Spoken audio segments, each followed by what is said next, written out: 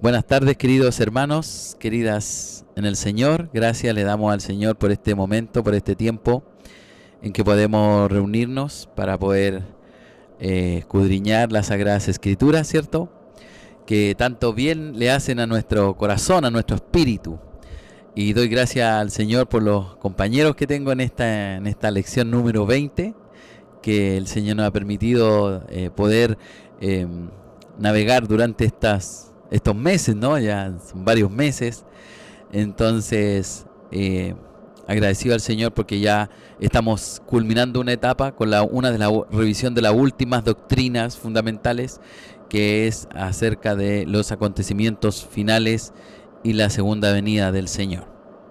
Así que vamos a comenzar sin más preámbulo esta lección y les voy a compartir aquí la presentación. Eso es. Ahí parece que estamos, ¿no?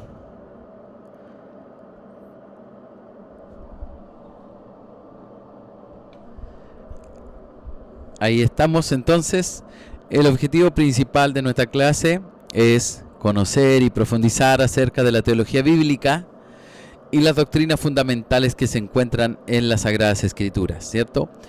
Ese es el objetivo principal que nos ha movido este curso completo por el cual hemos transitado durante tiempo. Y el objetivo específico de esta lección, el día de hoy, habla de los acontecimientos finales, la segunda parte, ¿cierto?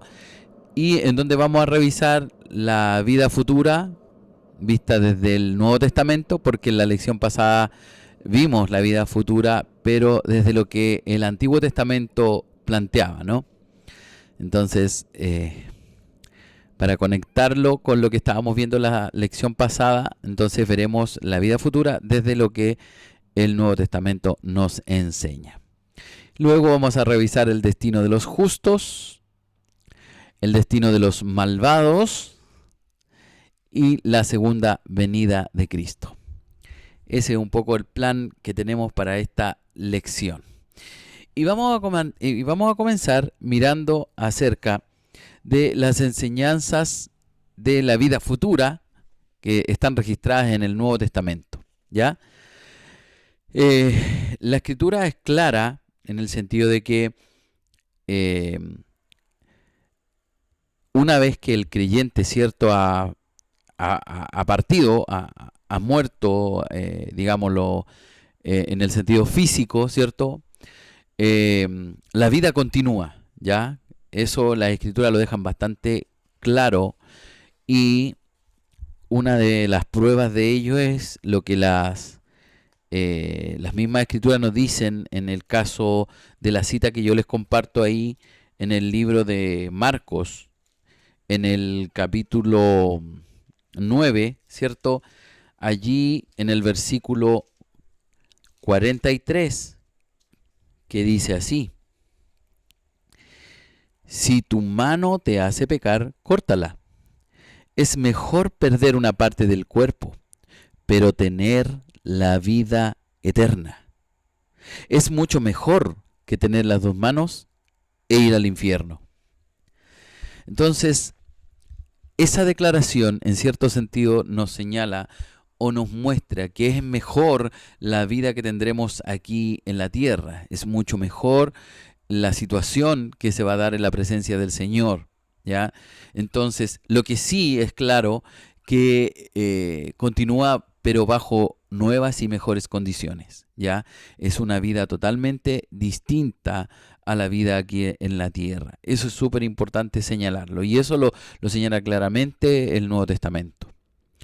Ahora, también está la idea de que al tener a Cristo, la idea de tener a Cristo mismo, el creyente ha efectuado de alguna manera en esta vida la transición de la muerte a la vida.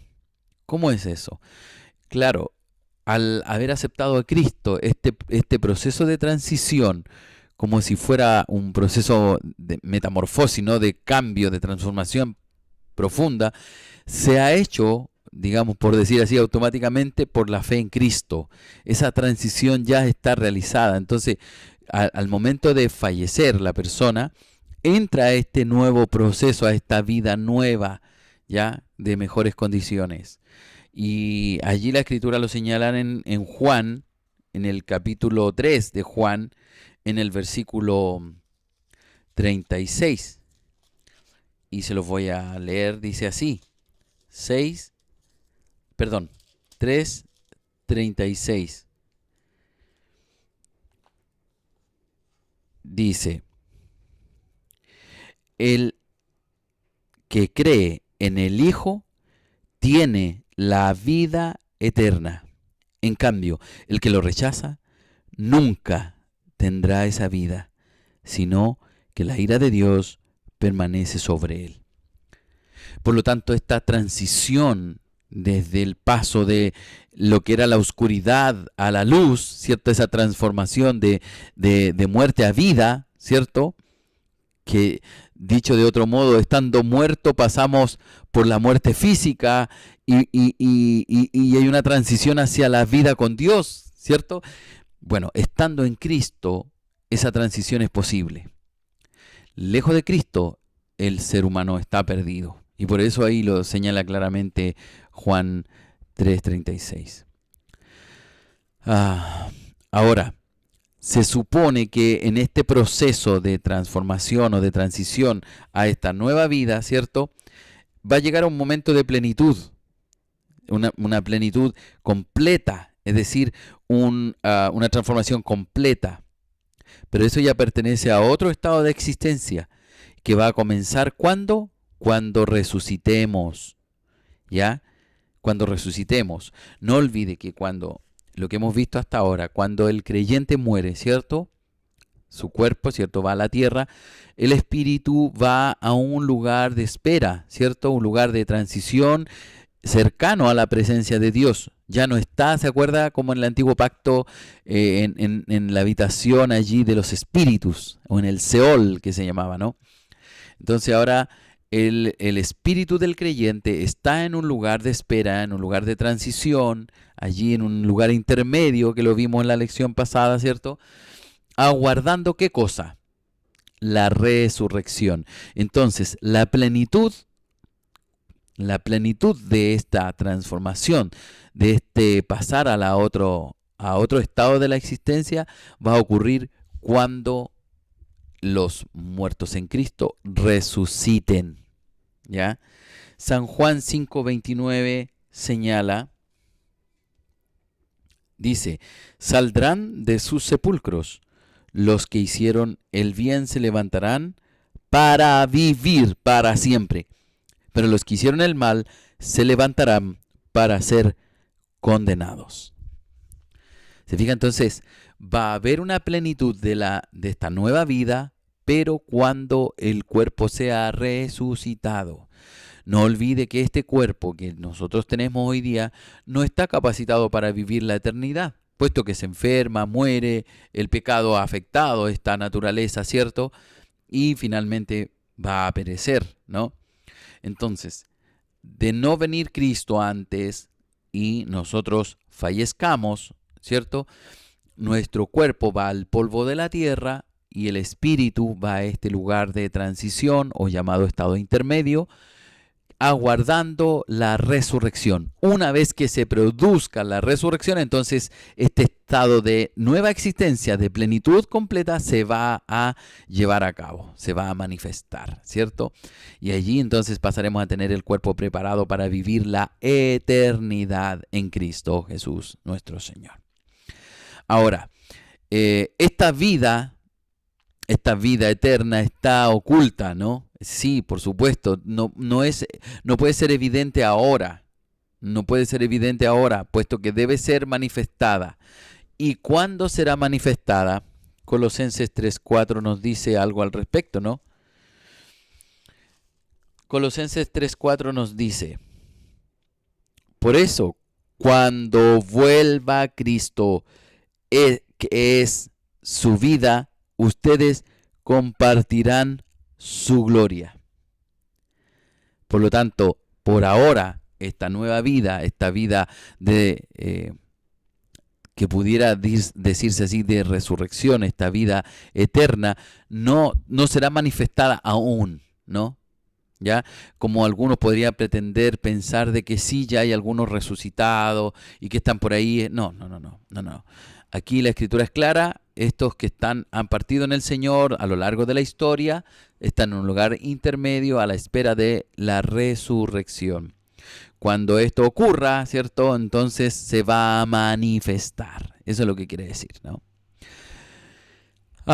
Bueno, ya lo vimos anteriormente que estar en la presencia del Señor es mejor que esta vida. Ya algo ya nos decía ya Marcos 9:43, ¿no? Pero también lo dice Pablo en la carta a los Filipenses, en el 1:21. Y señala lo siguiente, 1:21. Porque para mí, vivir es servir a Cristo. Y morir sería una ganancia. ¿Se fija? Porque morir sería estar o ir a la presencia del Señor. Y Pablo decía, no sé si morir o vivir, o sea, yo estoy contento con ambas.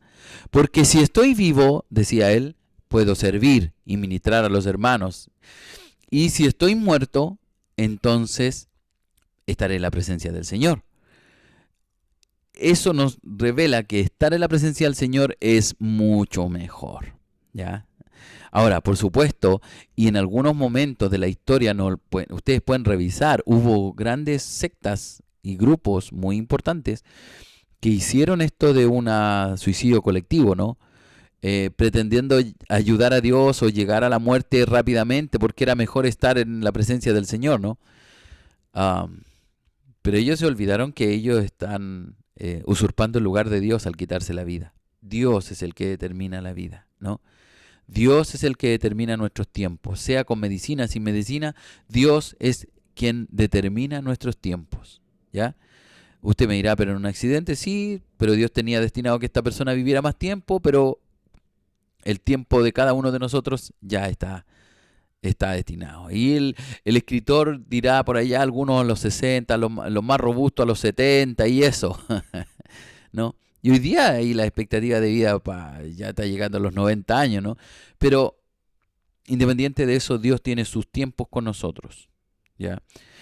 Entonces el apóstol decía que es mejor la presencia del Señor que esta vida. Bueno, pero ya pronto el Señor se va a manifestar, ¿cierto? Lo mejor está por venir, ¿ya? Y eso está en Gálatas 4:7. Quiero compartírselos. Gálatas 4:7.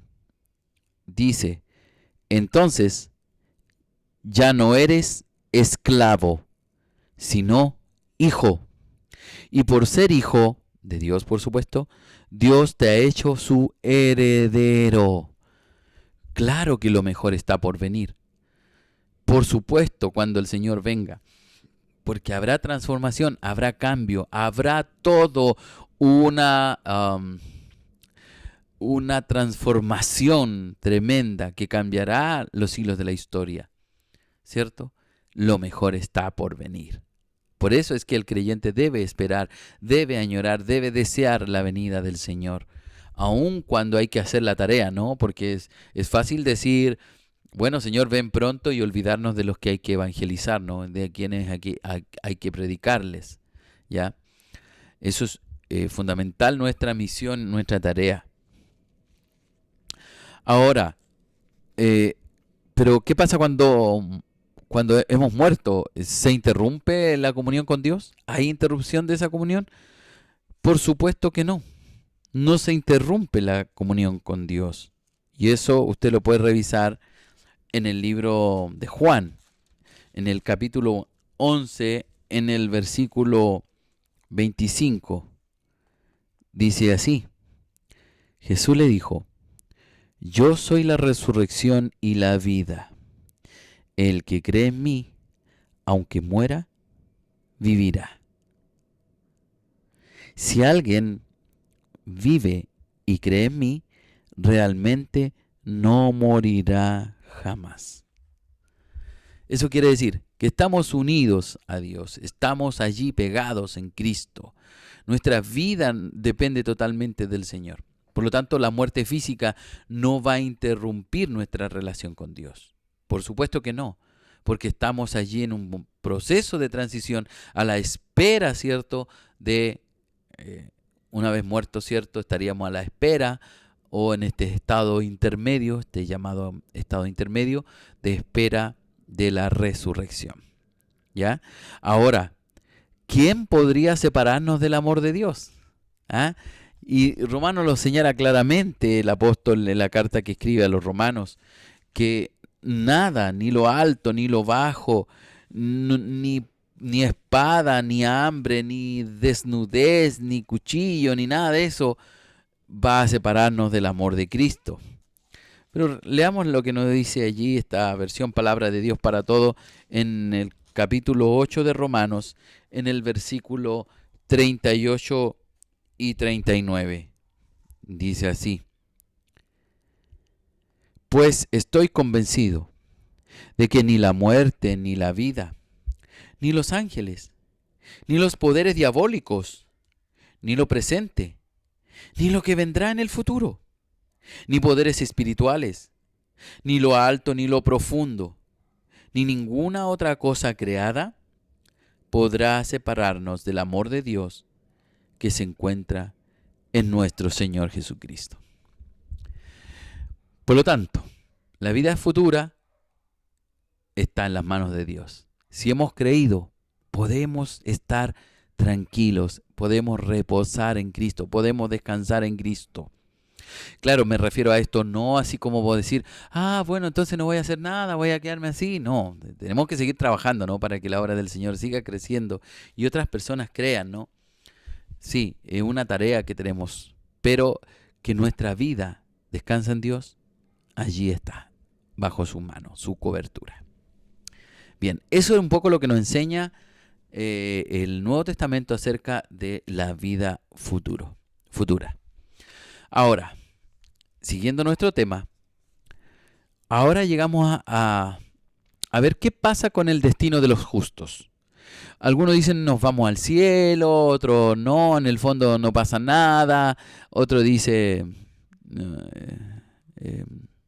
no, que aquí se acabó todo, ya si se muere uno ya no hay nada y eso es lo que somos en realidad. Pero la Escritura nos habla claramente de que hay un cielo, hay un lugar. La Escritura lo describe como el paraíso o el jardín. Usted puede revisar eso en 2 Corintios 12:4 o Apocalipsis 2:7. Yo les voy a señalar el último, pero los voy a leer para que podamos revisarlo, ¿ya? Pero la Escritura hace alusión al cielo constantemente, ¿ya? Y en el libro de Apocalipsis, en el capítulo 2, el versículo 7 dice así: oiga bien lo que el Espíritu dice a las iglesias. Al que salga victorioso le permitiré comer del árbol de la vida que está en el jardín de Dios. ¡Wow! Gloria a Dios. Pero eso es lo que nos señala que el cielo es un lugar, ¿ya? Es un lugar y está determinado, está preparado, ¿sí? Es un lugar, también la Escritura lo describe como la casa de mi Padre. Ya lo menciona el Señor Jesús allí en San Juan, en el capítulo 14, en el versículo 2. Dice, hay muchos lugares en la casa de mi Padre. Si no fuera así, yo lo diría. Voy a prepararles un lugar. ¿Se fija? Hay un lugar destinado para los justos. Es el lugar allí donde estaremos, a donde iremos. Un país celestial también lo señala Hebreos. Hebreos en el capítulo 11. Hebreos 11, del 13 al 16. Dice así: todos estos grandes hombres mantuvieron la fe toda la vida hasta que murieron. Ellos murieron sin recibir lo que Dios les prometió, pero vieron lo prometido a lo lejos, en el futuro, y aceptaron ser inmigrantes y refugiados en la tierra. Al obrar así, demostraron claramente que buscaban otra patria. Si ellos hubieran estado pensando en el país que habían abandonado, habrían tenido tiempo de sobra para regresar, pero ellos aspiraban a una patria mejor, a un país celestial. Por eso Dios no se avergonzó de ser su Dios y les preparó una ciudad celestial. Wow. Entonces también se considera país celestial, ciudad organizada, nos señala Apocalipsis 21:2, el cual se los voy a leer. Dice así, 21:2.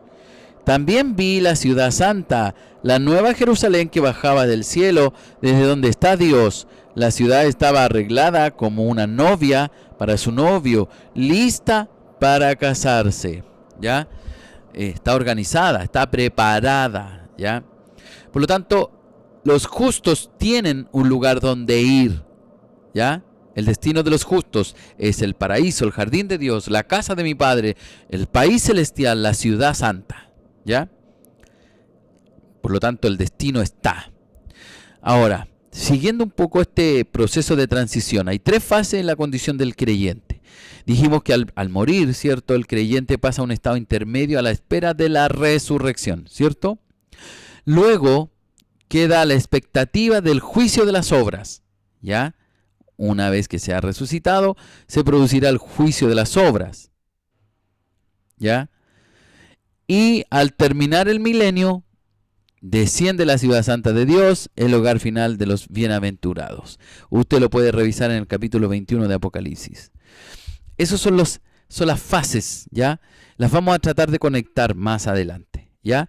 Pero ese es el destino de los justos, ¿ya? Un estado intermedio a la espera de la resurrección, si ha partido de este mundo. Luego, cuando venga la resurrección, ¿cierto? Cristo dice que vendrá a arrebatar la iglesia de los que estén vivos, ¿cierto? Sí, y allí resucitarán los muertos en Cristo y comenzará el periodo del milenio. O las bodas del Cordero, dicen algunos, ¿cierto? Y allí se producirá el juicio de las obras, de los creyentes, de las obras que los creyentes han realizado, el trabajo que han dedicado al Señor. Ese juicio no es condenatorio, no es de que se van al infierno o no. Ese es un juicio netamente de las recompensas, ¿ya? El juicio, el gran juicio que vendrá para condenación es el juicio del gran trono blanco, ¿ya? Y que eso es al final de los tiempos cuando Satanás se ha destruido, ¿ya? Al terminar el milenio, ¿cierto? Desciende la ciudad santa de Dios, que será el hogar final de los bienaventurados. Está en el capítulo 21, yo no lo voy a leer por razones de tiempo, pero usted lo puede revisar. Ahora, ¿por qué es necesario el cielo? ¿Ya? Y esto es un poco, vamos a hacer teología. Usted puede ver allí que no tengo citas bíblicas, porque la teología se hace, el discurso se elabora a través de lo que las escrituras señalan, ¿no? Y un poco lo de que la historia ha ido construyendo respecto de la cultura, la concepción humana, ¿ya? Entonces, la historia de las religiones revelan instintivamente la creencia de tal lugar, de que hay un lugar especial. Arriba, qué sé yo, otros dicen que es, no sé, un lugar de ensueño. Y las religiones en el fondo sí van dando cuenta de que hay una divinidad que es un lugar específico, ¿ya? Entonces, por otra parte también, Dios ha puesto este sentido, este instinto en el hombre de la creencia de que hay un lugar allá, que un lugar mejor, ¿no? Y eso está como instintivamente en el hombre. Estas discusiones y controversias que a veces se dan, ¿cierto? De que si existe o no existe en el fondo, no es para que la gente crea en ellas, sino porque cree que ellas existen, ¿ya? Generalmente estas controversias no se dan para convencer a alguien de que estas existen o no, sino que estas discusiones se dan porque se cree que ellas existen. de que cómo serán y todo eso. Entonces se elaboran una serie de apartados y discusiones teológicas donde se argumenta cómo será, dónde será. ¿Se fija? Entonces, pero no es para discutir si existe o no, sino más bien es porque se cree que existen. El tema es cómo, dónde, de qué manera, ¿no? Um, por lo demás, también se requiere de un referente para cumplir las demandas de la justicia. Es decir, el referente es un lugar de privilegio porque ha habido aplicación de justicia y alguien puede llegar a ese lugar, ¿ya? Y puede llegar a ese lugar porque la justicia, en este caso que Dios imputa al creyente, le permite llegar a un lugar distinto, un lugar mejor, a la presencia de Dios, ¿no? La Biblia nos señala claramente que este lugar existe, ¿no? Nunca trata de a nosotros convencernos de que el cielo existe. No, la Escritura da por sentado de que el cielo existe, de que el cielo está, ¿ya? Y lo menciona en muchas oportunidades en las Escrituras. Las Escrituras nos enseñan de ellas como una verdad absoluta, de que hay un lugar donde irán los justos en Cristo. Bien, veamos un poco acerca de las bendiciones del cielo y eso es un poco lo que las Escrituras nos señalan, ¿no? Por ejemplo, el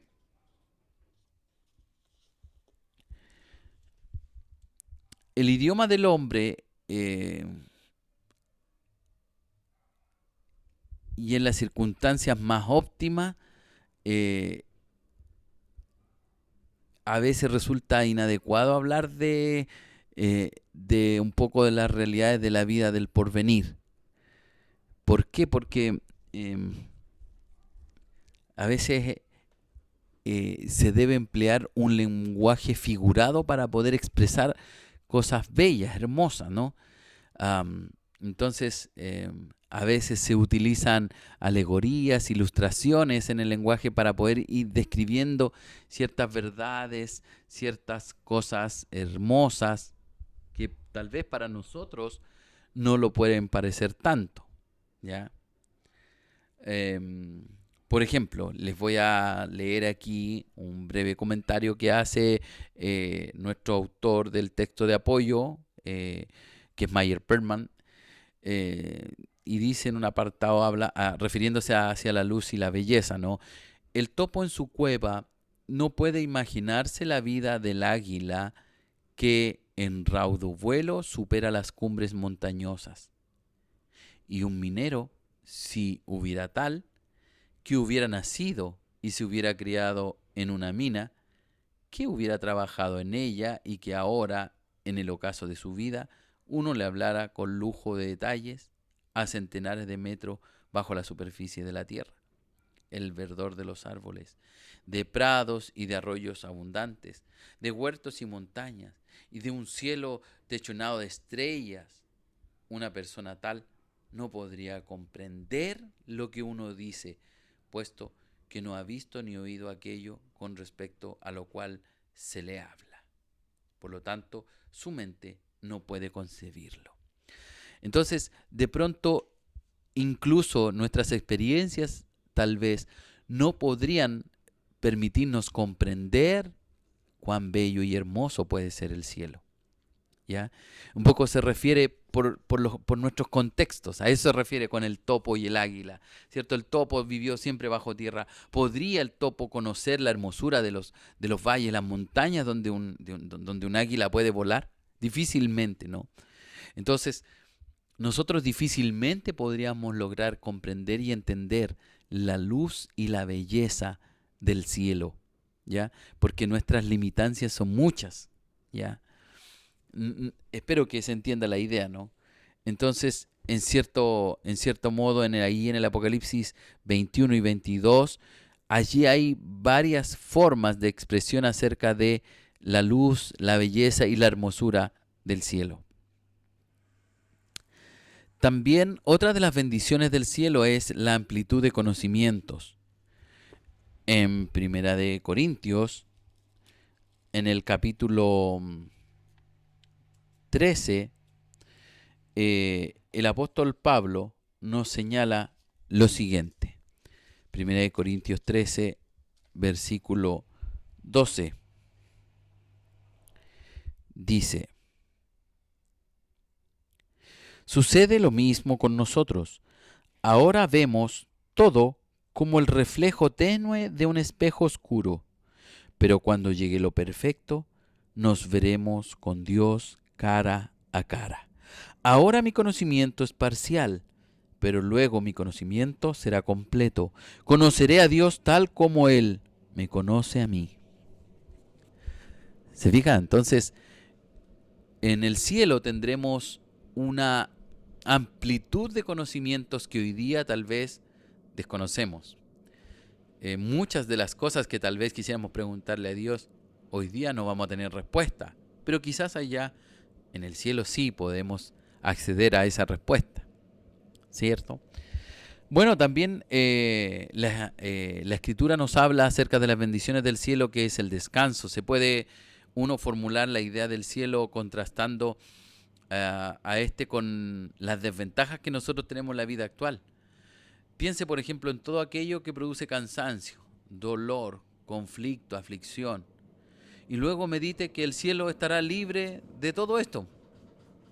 Que en el cielo no va a haber este tipo de cosas. ¿Ya? Que habrá un descanso, un reposo. ¿Ah? Maravilloso, ¿cierto? También nos habla de las bendiciones del cielo, que habrá servicio, ¿no? Ajá. Hay muchas personas que llevan una vida activa y que al parecer no sienten interés alguno por el cielo porque piensan que allá será un lugar de inactividad, poblado de figuras y cosas que solo estarán allí tocando arpas en el cielo. ¿Ah? Pero esa idea del cielo está equivocada porque la Escritura nos señala claramente que sí, los redimidos tocarán arpas, pero también tendrán otras tareas, otros trabajos en el cielo. ¿Ya? La Escritura dice que ellos sirven día y noche en su santo templo y sus siervos les servirán. Usted lo puede revisar en Apocalipsis 7:15 y 22:3. Puede revisarlo. También otra de las bendiciones del cielo es el gozo, ¿no? Que está en Apocalipsis 21:4. La mayor felicidad que se puede concebir en la tierra multiplicada por 1.000.000. Expresará solo tenuemente el gozo que se espera para los hijos de Dios allí en el cielo, ¿no?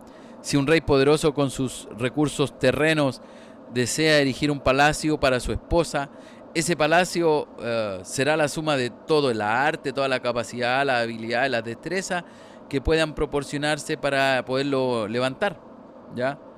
Pero Dios ama a sus hijos infinitamente, más de lo que un hombre podría amar a una esposa y construirle un castillo, ¿no? O una casa, ¿ya? Entonces, el gozo que vamos a vivir allí será un gozo interminable, ¿ya? No hay forma de describirlos. Es un poco similar a lo que hablamos acerca de la luz y la belleza. Nuestra capacidad de entender ese gozo es muy limitada. Por supuesto habrá estabilidad, ¿cierto? Es porque esta felicidad no será momentánea. Pues nosotros a veces aquí en la tierra tenemos momentos felices, pero son momentáneos. Son espacios de tiempo pequeños incluso. Pero allí habrá una estabilidad más prolongada, profunda. La presencia del Señor llenará todo, ¿ya? La felicidad del cielo durará para siempre. No es algo aquí pasajero o parcial. Será eterno, dice la Escritura, ¿ya? Los seres humanos por naturaleza somos sociables, así que yo creo que en el cielo vamos a hacer vida social, pues vamos a tener que hacer trabajo conjuntos para adorar y servir al Señor, ¿ya?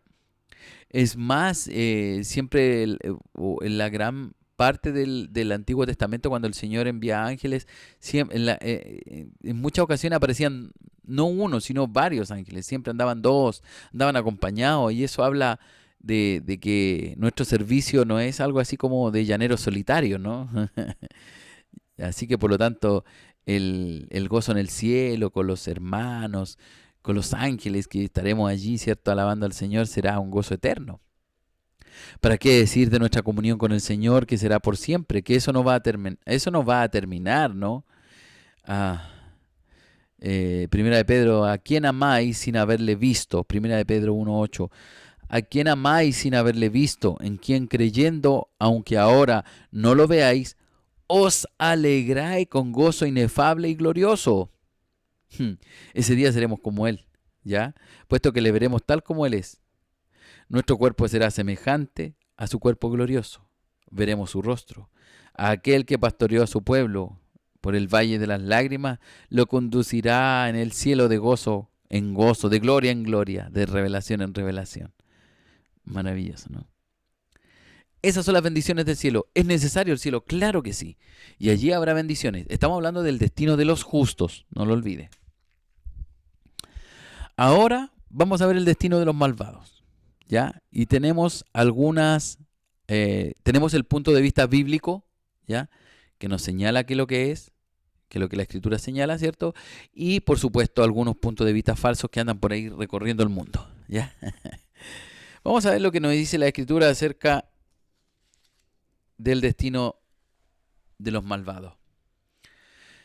El destino de los malvados es la separación eterna de Dios, eso está claro. Y el eterno sufrimiento, ¿ya? Es una separación de Dios. Nada bueno el hombre podrá tener lejos de Dios, ¿ya?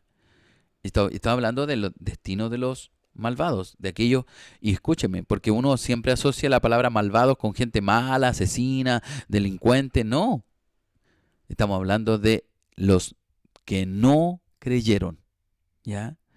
Los no creyentes. Y malvados porque rechazaron el favor de Dios, porque negaron el recibir lo que Dios les da, ¿ya? Entonces, en ese aspecto, estos malvados, estos no creyentes, estos condenados, van a ser separados eternamente de Dios y estarán en un sufrimiento profundo, ¿ya? Se conoce con el nombre de la muerte segunda, ¿sí? Debido a su terrible naturaleza, es una materia de la cual uno realmente no quisiera hablar. Preferiría no meterse en este tema, pero es algo que no podemos evitarlo. De lo terrible que es esto se desprende el gran amor y la gracia de Dios en Cristo Jesús. Esto nos, otra vez como lo del el ejemplo que hablamos de la belleza, ¿cierto? Al referirnos a la luz y la belleza, cuando hablamos acerca de el topo, ¿no? En referencia con el águila, la diferencia de visiones acerca de su hábitat, de su entorno, ¿cierto? Esa incapacidad también la tenemos nosotros de lograr ver cosas maravillosas que Dios tiene. ¿Por qué? Porque nosotros estamos limitados por lo que conocemos y sabemos. Imagínese, el gran amor de Dios se desprende de aquello, de todo lo horrible que será el infierno, de todo lo horrible que será ser separado de Dios por la eternidad, ¿ya? También en su lugar real, el Señor lo mencionó propiamente, Mateo 25:46, usted lo puede revisar allí, y el Señor hace alusión al lugar, al infierno. 25:46. Entonces esos irán al castigo eterno, pero los que hacen la voluntad de Dios irán a la vida eterna. Esos irán al castigo eterno. El castigo eterno es la separación eterna de Dios. Y ese es el lugar llamado infierno. El infierno es un lugar de extremo sufrimiento, lo señala Apocalipsis 20:10. Lo podemos revisar. Apocalipsis 20:10 dice así: el diablo, el que engañó a esa gente, será arrojado al lago de fuego y azufre, donde están la bestia y el falso profeta, y allí sufrirán día y noche para siempre. Sufrirán día y noche para siempre. ¿Ya? Habrá recuerdos y remordimientos en ese lugar. Estoy hablando del destino de los malvados, por favor. Una cantidad de deseos insatisfechos, menosprecio, desesperanza. Es un lugar terrible. Nadie querrá llegar ahí. Nadie. Pero la gente no lo entiende. El Señor le ha ofrecido la salvación, es gratuita, es abrir el corazón, es creer, abrir el entendimiento para que el Señor pueda venir a su corazón. Pero la gente aún así no quiere creer. Y será el lloro y el crujir de dientes, dice la Escritura. ¿Ya? Ahora, veamos aquellos puntos de vista que son falsos respecto del destino de los malvados. ¿Ya? Y uno de ellos es el universalismo. Según este punto de vista, todos serán finalmente salvos. Eso es lo que plantea, ¿ya? Porque Dios es demasiado amoroso, demasiado bueno como para condenar a alguien, ¿ya? Ese es como el argumento, ¿ya? Pero la teoría esta contradice pasajes como Romanos 6:23, que la paga del pecado, ¿cierto?, es la muerte, ¿ya? Y así otras tantas escrituras, ¿ya? Como el mismo San Juan 3:36 que hemos lectura. El que no cree será condenado. Hay condenación. Entonces, no es que el Señor se va a contradecir, no lo va a hacer, ¿ya? Es en realidad una misericordia el que Dios excluya a los pecadores del cielo, puesto que un pecador contaminado se sentiría tan infeliz en el cielo como un creyente que ama a Dios en el infierno, ¿cierto? Por lo tanto, esta teoría del universalismo no ocurre, ¿ya? La teoría de la restauración. Según este punto de vista, el castigo en el infierno no es eterno, sino algo provisorio, es algo transitorio a fin de purificar al pecador, algo así parecido al purgatorio, ¿ya? Algo parecido, ¿ya? Y capacitarlo para el cielo. Si este fuera el caso, el fuego del infierno tendría más poder que la sangre de Cristo, pues si la sangre de Cristo es la que perdona, es la que restaura, es la que salva, pues, es la que vuelve a la comunión. ¿Por qué el fuego lo haría? ¿Me entiende? Entonces hay contradicciones que no la hacen un planteamiento válido, no tiene fundamento ni sustento bíblico, ¿ya? Los maestros de esta escuela afirman que la palabra eterno en el idioma griego significa que durará por una edad, pero no eternamente. Pero de acuerdo con Mateo 25:41, si el castigo de los malvados tiene fin, también lo tendrá la felicidad de los justos. El doctor McLaren hace el comentario siguiente: aceptando con reverencia las palabras de Cristo como expresión de amor perfecto e infalible sabiduría, el que esto describe teme que, en la discusión con respecto a la duración del castigo, la verdad solemne relativa a la realidad de la retribución futura se oscurezca o debilite y el hombre arguya con respecto al temor del Señor hasta dejar de experimentar sentimiento alguno con respecto a dicha retribución. En resumen, el carácter tiende a adquirir permanencia final. Dios no obligará al hombre a salvarse en el futuro, como no lo obliga en la actualidad. Por lo tanto, esto de la posible restauración tampoco tiene fundamentos ni tampoco tiene bases bíblicas. Por lo tanto, carece de respaldo para poderla afirmar, ¿no? También está el otro punto de vista falso de la segunda oportunidad, que es muy popular, sobre todo en las iglesias protestantes, en las iglesias pentecostales, de que el Señor va a dar una segunda oportunidad, ahí como en la gran tribulación, ahí algunos van a tener que tener la segunda oportunidad. Según esta teoría, todos tendrán una segunda oportunidad para aceptar la salvación entre la muerte y la resurrección. Sin embargo, las Sagradas Escrituras enseñan que a la muerte queda fijado el destino del hombre. En este caso, aquí, la segunda oportunidad se refiere a que sería en este periodo de transición, de espera. Una vez que murió, ¿cierto? Una vez que murió la persona, en este estado intermedio, allí habría una segunda oportunidad. Pero la Escritura nos enseña claramente que falleciendo el hombre ya no tiene ninguna posibilidad. La salvación solo se acepta en vida y en conciencia, ¿ya? Eso es súper importante. Así que no habría segunda oportunidad, para que no haya confusión, ¿ya? Además, si la gente piensa que se le presentará una segunda oportunidad ¿cuántos aceptarán la primera oportunidad o la aprovecharán? Y si descuida la primera oportunidad, de acuerdo con las leyes de la naturaleza humana, estarán más débiles para aceptar la segunda. Así que esto es como muy... de partida no... la escritura no da pie por ninguna parte para considerarla como algo válido, ¿ya? Y por último está la falsa teoría o la falsa idea de la aniquilación, ¿ya? Los que propugnan esta teoría dicen que la Biblia enseña que los impíos perecerán y que esto prueba que el castigo final consistirá en la aniquilación.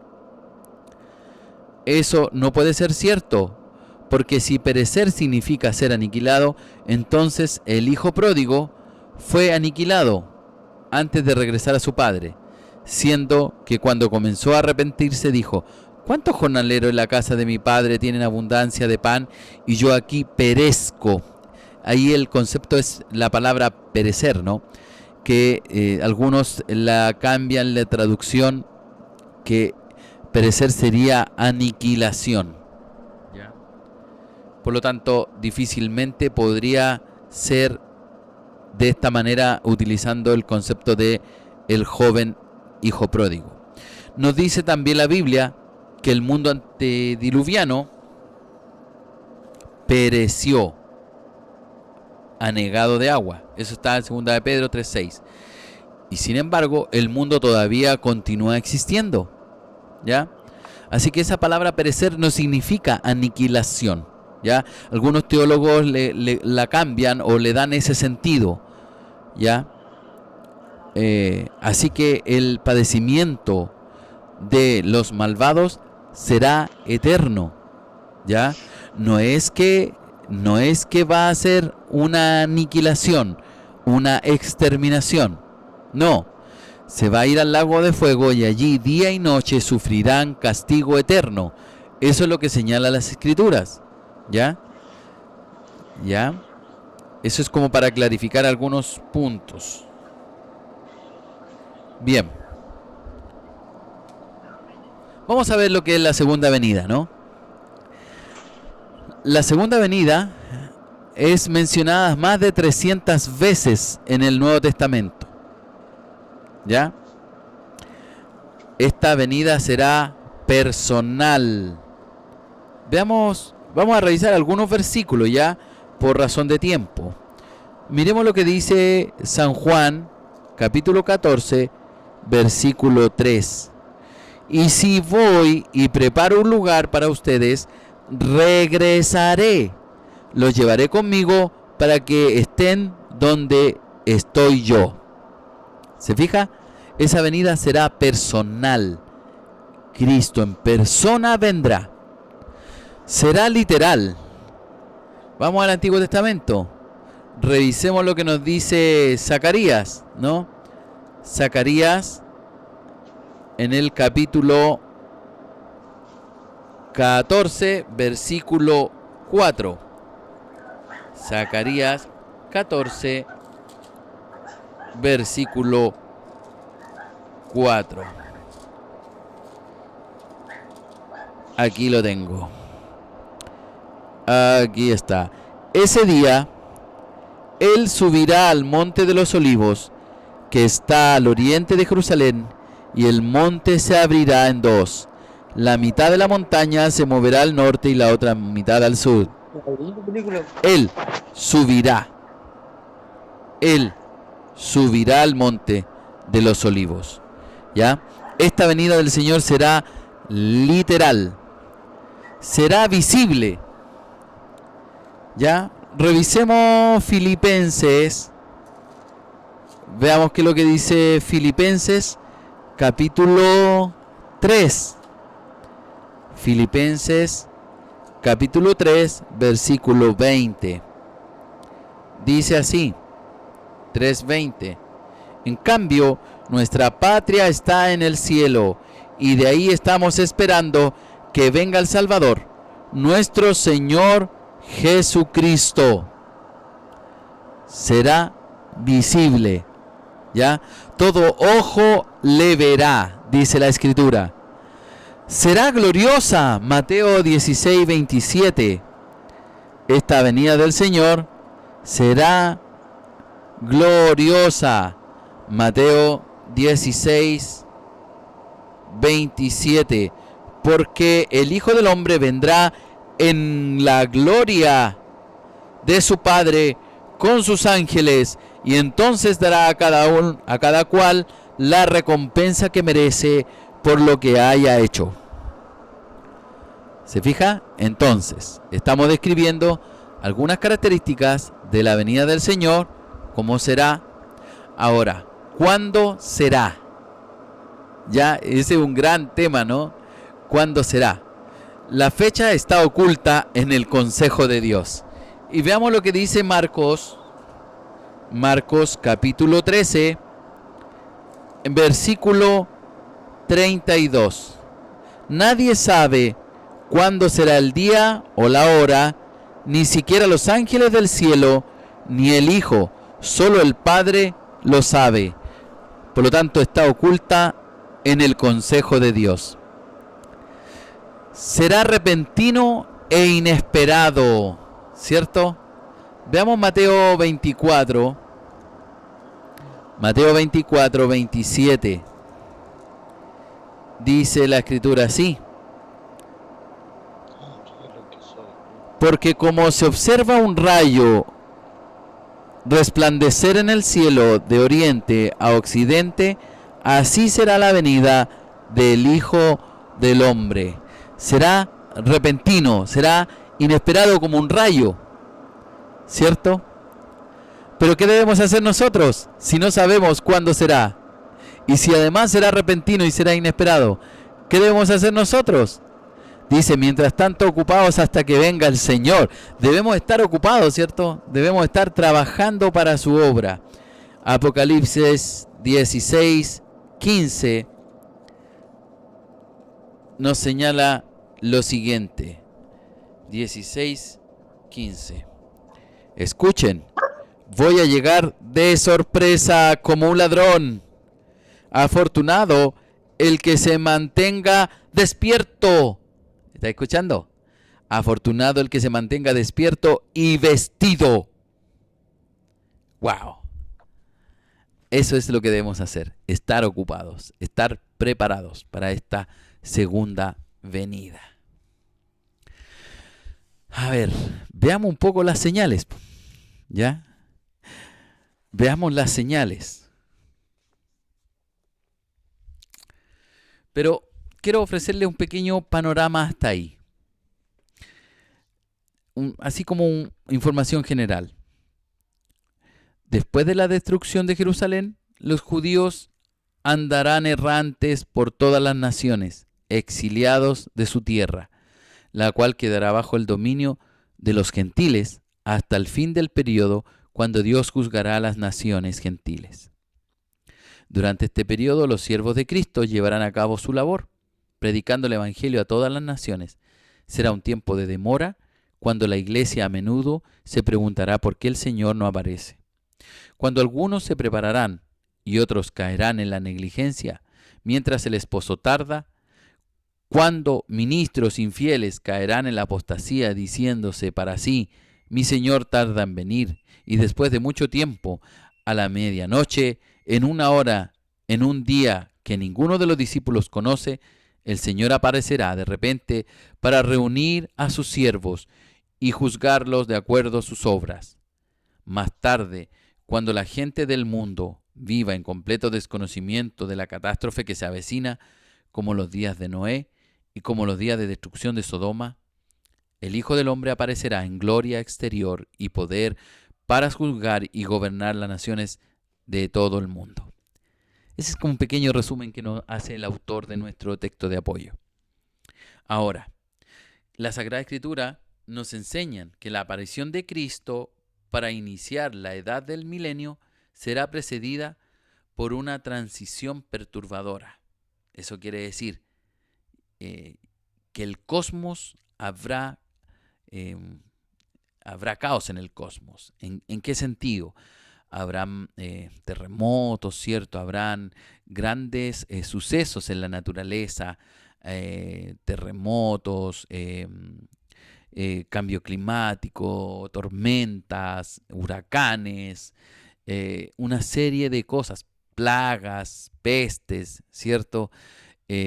Habrá guerras, rumores de guerra, habrá decadencia moral, habrá apostasía religiosa, muchos van a negar su fe, van a abandonar la fe, eh, habrá dificultades económicas, habrá pánico y caos social, habrá un gobierno anticristiano que generará una persecución, ¿no? Y esto ya será la última parte de esta transición que se conoce como la Gran Tribulación. Israel pasará por gran aflicción. Todo esto que yo se los agregué ahí, lo puse ahí como un pequeño resumen, es porque en realidad será un tiempo difícil, será complejo, ¿ya?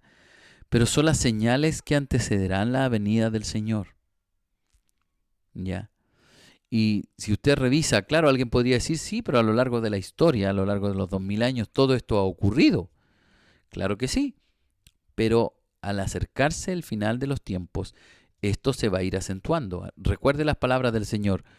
Al final de los tiempos habrá fe en la tierra y producto de todo esto, producto del mismo desencanto de la gente, ¿cierto? De la falta de esta falta de espiritualidad con propósito, con profundidad, la gente ha dejado de creer, la gente más bien se ha vuelto no creyente, ¿no?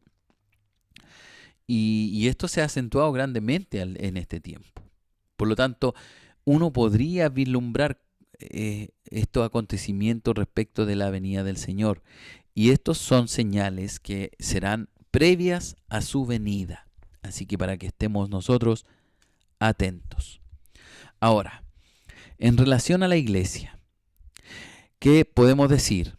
El Señor aparecerá y los arrebatará. Parusía. La parusía es la palabra griega allí, que es sacar de en medio, ¿cierto? Arrebatar. Y serán llevados a la presencia del Señor. ¿Ya? Allí habrá un juicio, pero no es el juicio que nosotros pensamos, de donde se irán los cabritos y la oveja, donde se apartará el impío del justo. No, no, no, no, no. Estas recompensas, ¿ya? Este juicio será de recompensas. Este no es un juicio condenatorio. Aquí la iglesia son arrebatados. Nosotros, los creyentes, serán arrebatados. Si estamos vivos nosotros, seremos arrebatados.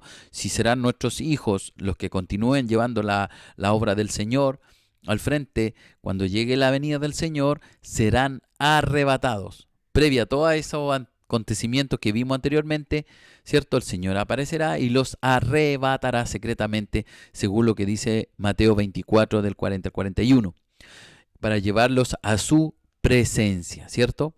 Bueno, al llevarlos allí, se dice que serán las bodas del Cordero, ¿ya? Otros dicen que será el inicio del milenio, ¿ya? Hay varias digamos, situaciones que se dan simultáneamente, ¿ya? Pero aquí no olviden que nosotros claramente no tenemos una cronología de los sucesos, ya eso es súper importante. Lo anterior, nosotros entendemos que ocurrirán grandes situaciones, señales previas a la venida del Señor. Ya han pasado 2000 años y en estos 2000 años ha pasado de todo en el mundo, de todo, ¿sí? Por lo tanto, su venida está pronta. Las señales se han ido acrecentando en el final de los tiempos, sí. Entonces, el Señor podría venir por la iglesia pronto, podría venir por la iglesia, la va a arrebatar y la va a llevar al cielo, ¿cierto? La va a llevar al cielo. Ojo, que en este instante, al llevar a la iglesia al cielo, ¿ya? ¿Sí? El arrebatamiento, debería resucitar a los que están en el estado intermedio, para encontrarse con los que serán transformados, los que estén vivos y que serán transformados, para encontrarse en el cielo. Y allí comenzar lo que sería la boda del Cordero o el establecimiento de los 1000 años, el milenio. ¿Ya? Entonces, en este periodo, este es un lugar en donde la iglesia no está en la tierra. ¿Ya? Eso es lo que dicen algunos teólogos. ¿Ya? Después de que la iglesia es levantada de la tierra, es arrebatada, entonces vendrá lo que se llama el periodo de la tribulación. Habrá caos, tribulación en la tierra, habrá un caos total. ¿Ya? En el cielo se dará la recompensa a los hijos de Dios, será una fiesta, no es un juicio condenatorio, vuelvo a repetirlo. ¿Ya? Luego, el Señor será manifestado. ¿Ya? El Señor vendrá a la tierra y será manifestado. ¿Sí? Será revelada la manifestación del Hijo de Dios. En relación con Israel se establecerá el reino y reinará sobre la casa de David. Pero surgirá, previo a esto, surgirá el anticristo del antiguo mundo. Ya podría ser Europa, algunos dicen que debería ser judío, ya. Se convertirá en gobernante del Imperio Romano, que habrá surgido para alcanzar el dominio mundial. Eso es lo que nos plantea nuestro comentarista del texto de apoyo.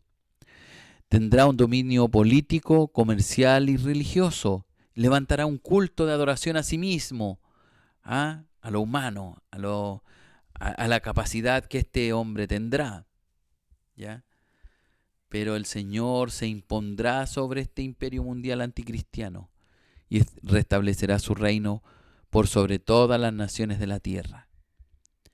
Cristo gobernará los 1000 años del milenio, ¿cierto?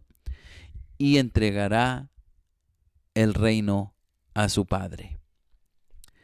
Yo le tengo ahí los versículos bíblicos, usted los puede revisar uno por uno.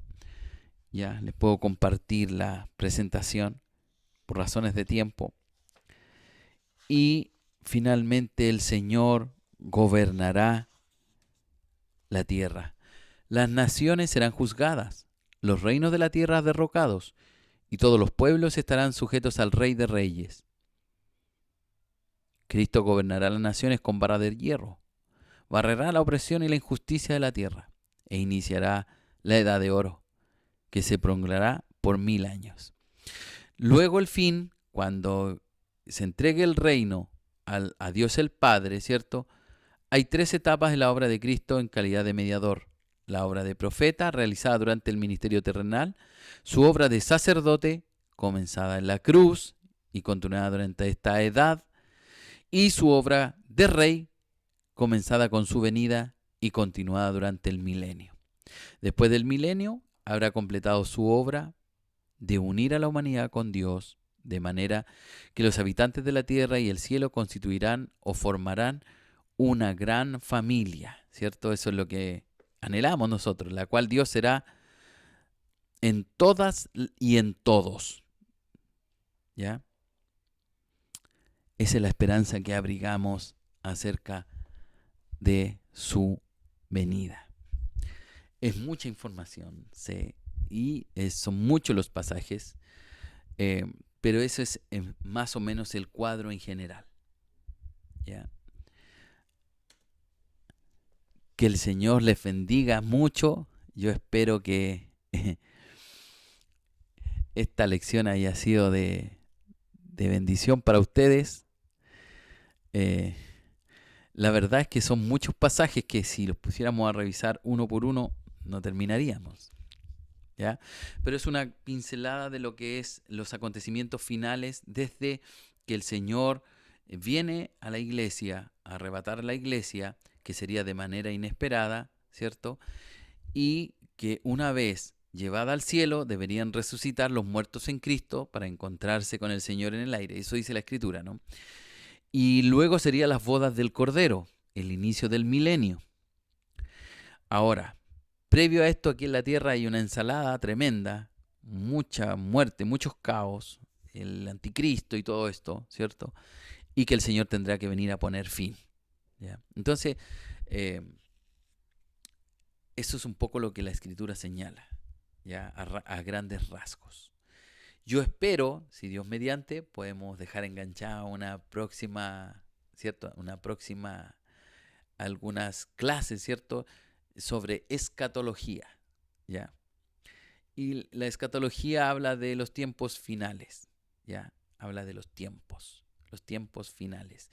Y ahí se habla con más detalle acerca del milenio y las posturas teológicas que hay hoy día.